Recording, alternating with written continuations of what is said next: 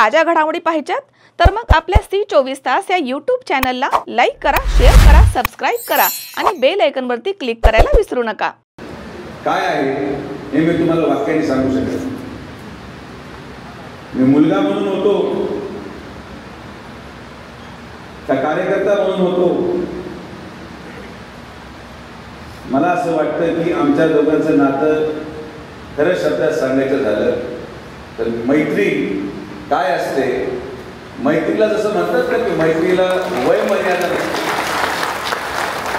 जसं आपण म्हणतो की आजोबा पहिला मित्र आपल्या नात्यामध्ये शोधतो।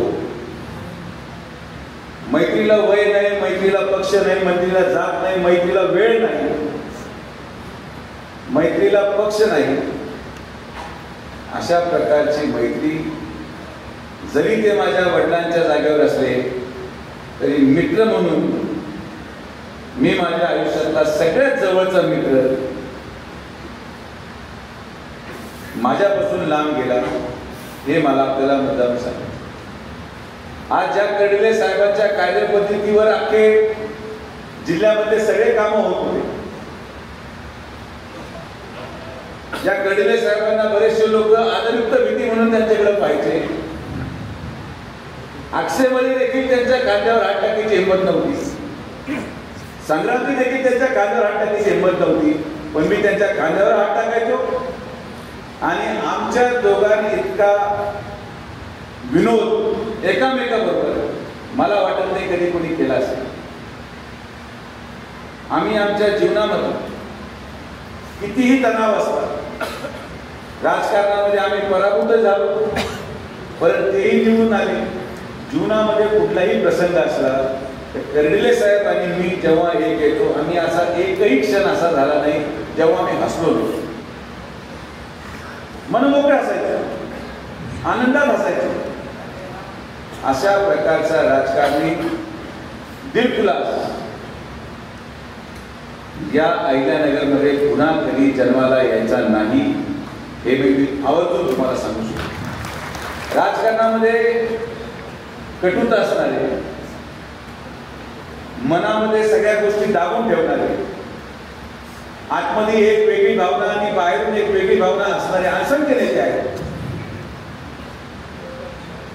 पण कुठली गोष्ट कुठल्या वेळी कशी केली गेली पाहिजे हे त्यांच्याकडून शिकण्यासारखं होतं।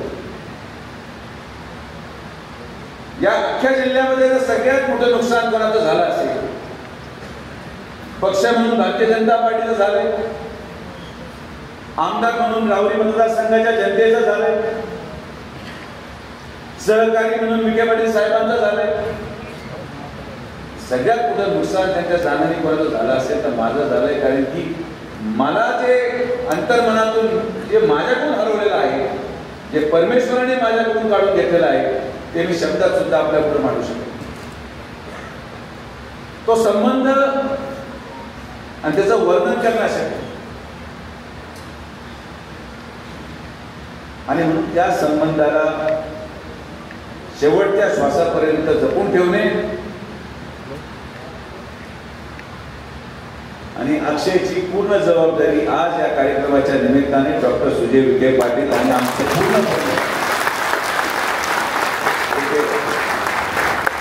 याच्यामध्ये खरं सांगण्यासारखं काही नाही, हे बोलायची आवश्यकता नाही, पण राजकारणामध्ये बोलल्याशिवाय लोक त्याचा अर्थ वेगळा काढतात, हे आजचं राजकारण आहे। राजकारणाबाबतीत आज मी काय बोलणार नाही आणि जेव्हा हे वडील माझ्या स्टेजवर असतात मीही बोलत नाही। कर्डिले साहेबांच्या श्रद्धांजलीसाठी जरी कार्यक्रम असेल पण आमचा संबंधाचा मान ठेवत मी सगळ्यांना हसूनच इथून जाणार हे पण तुम्हाला सांगतो, कारण की ते सातत्याने म्हणायचे की किती जरी संकट आलं तरी आपण हसत राहिलं पाहिजे आणि आपण सगळे त्यांच्या परिवाराचे सदस्य आहोत आणि म्हणून त्यांच्या जाण्याने जर आपण आनंदात राहिलो नाही तर अक्षयला धीर सुद्धा देऊ शकणार नाही आणि ही जबाबदारी आपल्याला अंतर्मनात जरी दुःख असेल तरी चेहऱ्यावर आपल्याला हसू कायम ठेवावं लागेल, ही आपली जबाबदारी। आणि म्हणून संघटनात्मक दृष्टिकोनातून आजची ही बैठक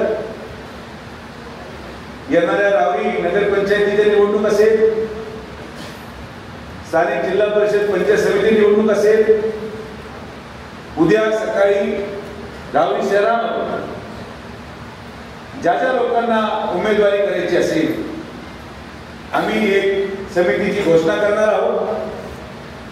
त्या समितीमध्ये कर्डिले साहेबांबरोबर कार्यरत असणारे रावरी शहरामधले प्रमुख कार्यकर्त्यांची आपण यादी बनवली.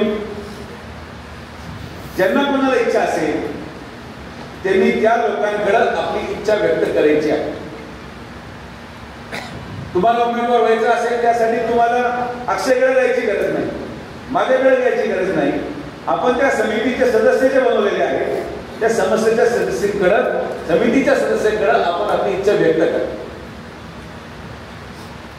आणि ती इच्छा व्यक्त झाल्यानंतर पुढे काय निर्णय घ्यायचा, कसा निर्णय घ्यायचा, अक्षय असेल, मी असेल, पाटील साहेब, माननीय नामदार साहेब, आम्ही बसून मिळून या नगरपंचायती संदर्भात निर्णय घेऊ.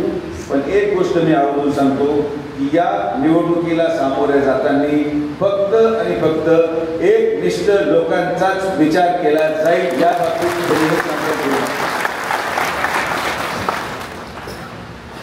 आपल्यामध्ये सगळ्यात मोठा दोष आहे की आपण कुठलीही चर्चेला सुरुवात करतो.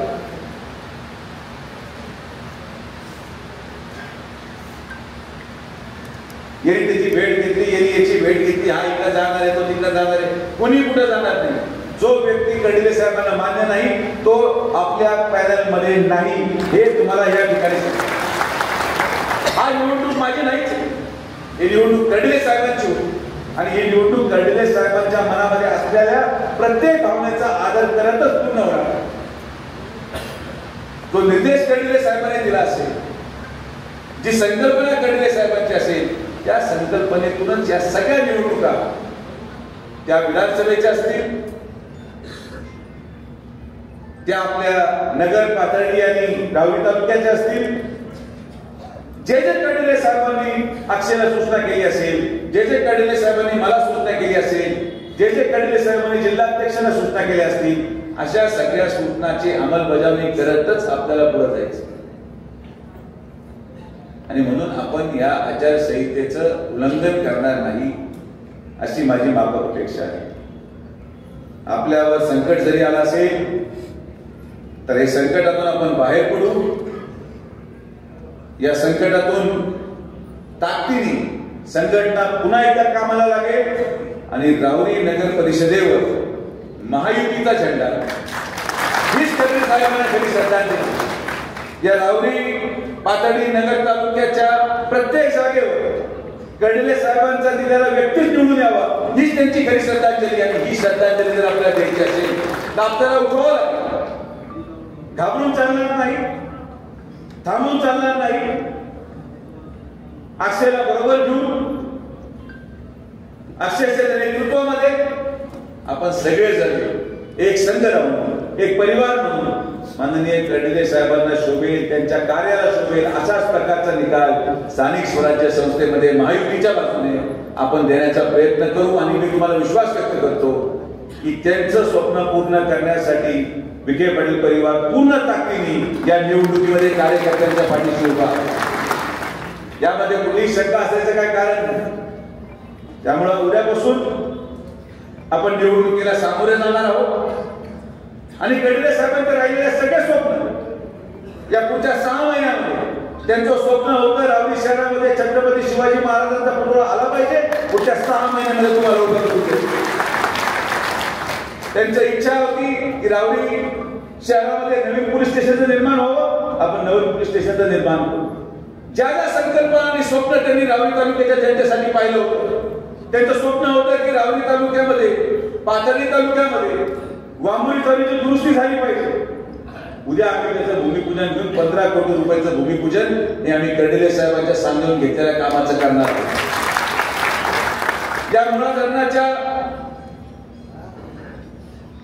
पुनर्ग्रस्त भागांमध्ये, गावांमध्ये अतिशय पावसामुळे खराब झालेल्या रस्त्यांचा विकास व्हावा. जलसंपदा विभाग येत्या आठवड्यामध्ये 28 कोटी रुपयाची निविदा प्रसिद्ध करून त्या रस्त्याचं काम आपण हाती घेणार आहोत आणि म्हणून त्यांच्या स्वप्नपूर्ती करायची जबाबदारी आमची आहे. जी संकल्पना त्यांची राहुरी तालुक्यासाठी होती, जी संकल्पना त्यांची नगर तालुक्यासाठी होती, जी संकल्पना त्यांची या पुढच्या पिढीला उज्ज्वल भविष्य देण्याची होती, ती आम्ही मिळून एक परिवार बनवून आपल्या या सगळ्या भागांमध्ये विकास करत, हा विकास अविरतपणे चालत नाही. त्यांनी दिलेले काम, त्यांची काम करायची पद्धत, कार्यकर्त्यांना आधार देण्याचं काम मी म्हणू शकत नाही की आपण कडले साहेबांसारखं काम करू शकतो. कडले साहेबांसारखं काम अक्षयही करू शकत नाही, सुजयही करू शकत. कडले साहेबांसारखा समाजामध्ये स्वतःला झोकून देणारा व्यक्ती दशकात एकदा जन्माला येतो. या जिल्ह्यामध्ये ना अगोदर कोणी कडले साहेबांसारखा समाज उपयोगी व्यक्ती होता, ना भविष्यामध्ये कडले साहेबांसारखा कधी समाज उपयोगी व्यक्ती या जिल्ह्यामध्ये जन्माला येईल हे मी त्यांच्या कार्याला पण आवर्जून सांगू शकतो. कोणी शिवाजीराव कडले होऊ शकत नाही, पण आपल्याला अक्षयला शिवाजी कडले करायचं आहे. यासाठी आपल्याला ताकद द्यायची, हे काम आपल्याला अक्षयला ती ताकद द्यायची की आपण साहेबांना देतो. आपल्याला अक्षराला तो आधार द्यायचा जो आपण साहेबांना देतो. आणि यासाठी मी असेल, संग्राम असेल, ही आमची जबाबदारी आहे. ही जबाबदारी पार पाडत आम्ही एक संघ राहून जेवढं आपल्या परीने शक्य असेल, हे काम आमच्या दोघांचं नाही, हे काम एकट्या पालकमंत्र्याचं नाही, हे काम त्या प्रत्येक व्यक्तीचं आहे ज्याचं काम कडले साहेबांनी एकदा जाऊन एका फोनवर केलं असेल. हे काम त्या प्रत्येक व्यक्तीचं आहे ज्याचं ऍडमिशन असेल, ज्याची डीपी असेल, ज्याचा रस्ता असेल, ज्याचं पाण्याचं कनेक्शन असेल, ज्याला काम मिळालं असेल, अशा प्रत्येक व्यक्तीने अंतर्मनात ती भावना ठेवून जर काम केलं तर या ठिकाणी राहुरीमध्ये कुठल्याही प्रकारे कुठल्याही परिस्थितीत अडचण येणार नाही. मग तो कुठलाही विषय असतो. आणि कडले साहेबांनी जसं सातत्याने राहुरी कारखाना चालण्यासाठी तो सहकार्याची भूमिका निभावली. मी अक्षरच्या वतीने सांगतो, आमच्या संघटनेच्या वतीने सांगतो की राहुरी तालुका सहकारी साखर कारखाना चालवण्यासाठी जे काही सहकार्य सत्ताधारी पक्षाला लागेल ते सगळं सहकार्य अक्षय पण करेल, सुजय विखे पण करेल आणि पालकमंत्री नामदार राधाकृष्ण विखे पाटील साहेब करतील. कारण की जे काम, जे स्वप्न साहेबांनी पाहिलं ते प्रत्येक स्वप्न आम्ही साकार करू, मिळून साकार करू. आणि म्हणून अनेक लोक असेही होते जे बऱ्यापैकी समन्वय कसा होणार नाही, समन्वय कसा दूषित असेल, कसं कडले विखे एकत्र येणार नाही, असेही लोक या तालुक्यामध्ये साहेब ओळखत होतो, मीही ओळखत होतो. पण आमची रणनीती असायची ती मी काय सांगणार. लोकांना असं वाटायचं की ते आम्हाला मूर्ख बनवत होते, पण आम्हाला दोघांना माहिती आम्ही काय करू. त्यामुळे माझी हात जोडून सगळ्यांना विनंती आहे, लावालावी करायचं काम कमी करा. अक्षयला जाऊन एक सांगायचं, मला जाऊन एक सांगायचं, मला काहीतरी फूस लावायची, त्याला काहीतरी फूस लावायची. तुम्ही काही जरी केलं तर अक्षय कडले आणि सुजय विखे एक संघ राहणार आणि आम्ही पूर्ण ताकदीने उतरणार. या बाबतीत मला म्हणजे चिंता असेल तर काही कारण नाही. आणि म्हणून मी स्वतःला पण नेहमी सांगतो आणि अक्षयलाही नेहमी सांगतो की कुठल्याही प्रकारे कानावर कुठलीही गोष्ट मी केलेली तुम्हाला पटत असेल तरी मला लगेच फोन लावून सांगायचं आणि विचारायचं की दादा तुम्ही हे सांगितलेलं आहे का. हा समन्वय ठेवणं राजकारणामध्ये फार गरजेचं असतं. नाही तर तुमच्या गाडीत सगळ्यात सावध, मी अक्षयला आवर्जून सांगेल, सगळ्यात सावध जर कोणापासून राहायचं असेल, तुला विरोधकापासून सावध राहायचं नाहीये, सगळ्यात पहिलं सावध जर राहायचं असेल तर तुझ्या गाडीत बसणाऱ्या माणसापासून सावध राहा, तर तू राजकारण.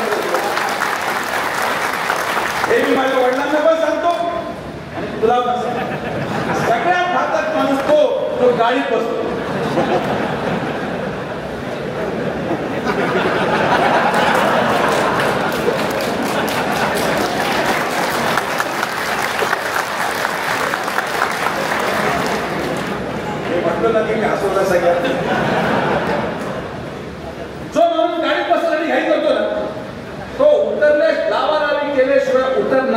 या संकल्पनेतून गाडी चालवतो.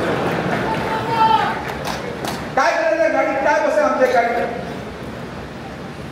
मग तू घेऊन जा गाडी, बाबा मी मोटरसायकल घेतो, अजून काय? हे सगळ्यात घातक प्राणी. नगर ते राहुरी ते पुरानगरचा प्रवास पार करत इतके सल्ले देणारे लोक गाडीत बसतात. मला नगर ते इथून पार करत इतके सल्लागार गाडीत बसतात. ठीक आहे, मी पडलो, पराभूत झालो, जीवनातून मी भरपूर शिकलोय, अशी सुरुवात करतोय, पण म्हणून माझ्या तुला विनंती, कोणीही काही सांगितलं तर पहिलं पूर्ण हक्काने विचारायचं की हे तुम्ही केलंय का? 99% माझं उत्तर नाहीच असणार, पण तरी सुद्धा असं कुठलंही काम, कुठलंही वाक्य, कुठलाही शब्द जो आपल्या विश्वासाला तडा देईल असा कुठलाही वाक्य, कुठलाही शब्द जो खडसे साहेबांबरोबर विश्वासघात करून दिसेल ते काम सुजय विखे कधीही करणार नाही. आणि म्हणून हे नुसतं त्याच्या गाडीत बसणाऱ्या माणसाला नाही, माझ्या गाडीत बसणाऱ्या माणसांना पण सांगतो की जर माझ्या कानाला तुम्ही लागले,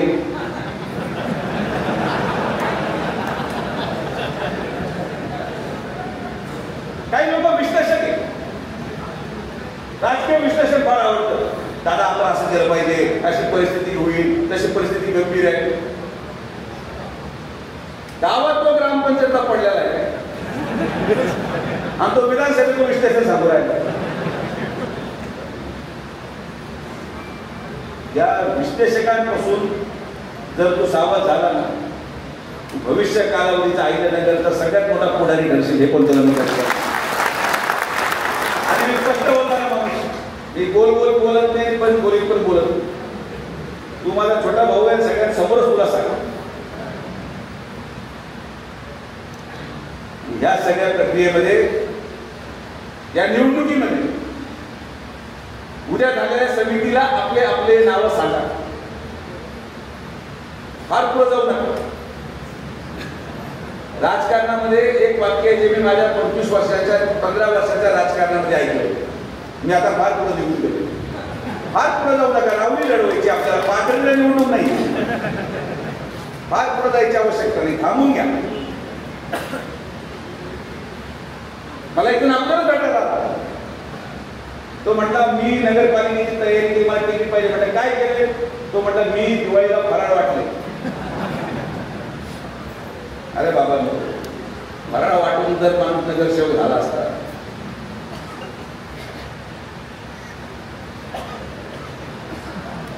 तो आचार्य असा असतो फराळाचा की त्याच्याकडे शंकरपाळ्याच्या सगळ्यांच्या ऑर्डर होत्या राहुरीमध्ये.